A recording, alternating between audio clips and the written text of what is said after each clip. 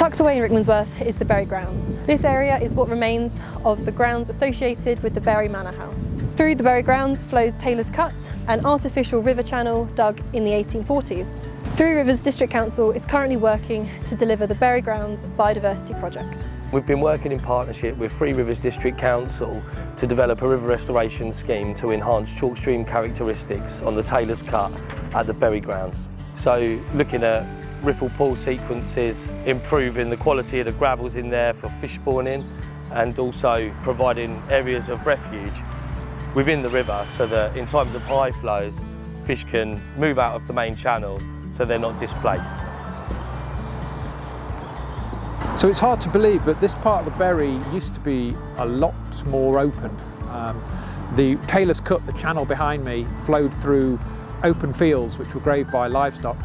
But in the last 100 years or so, the area has become much more wooded and much more shaded, particularly with self-sown sycamore. And while this is really good for the parts of the site, it's had quite a detrimental effect on the river channel.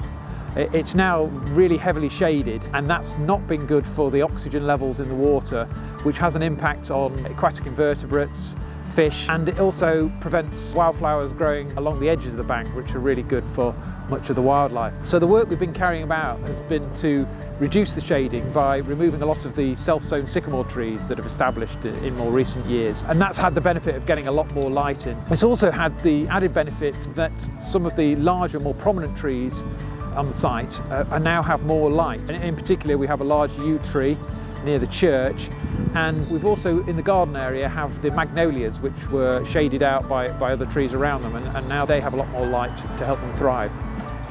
So one of the uses for the felled trees is to construct artificial hibernaculums. These are structures that provide shelter and breeding habitat for insects, reptiles, amphibians, a whole host of wildlife. And it really gives them a safe space out of the way where they can lie up during the day. So one of the other aspects of the project has been carrying out new tree planting on the site.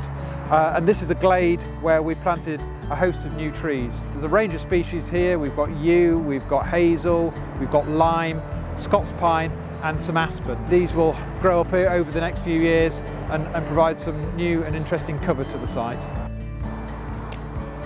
Hi, I'm Ben from Miles Water Engineering, and we're delivering the project to the Bury Grounds. Come with me and have a look at what we're doing. So behind me we have a log deflector.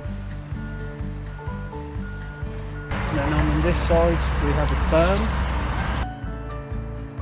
Behind me you can see the water's coming into the log deflector, which then goes through the bank. So then what that will do is that will keep the silt level down and then keep it flowing heading towards the culvert. As well as doing the berms and the log deflectors, we're also putting in wetland scrapes, which is also good for the aquatic species, birds and the bees, and then when the water level rises up, it will come into here as well. When the water comes out of the wetland scrape, it will then come out towards the berm, and then it will head out that way to then keep the silt level down and to keep the stream moving gently and slowly.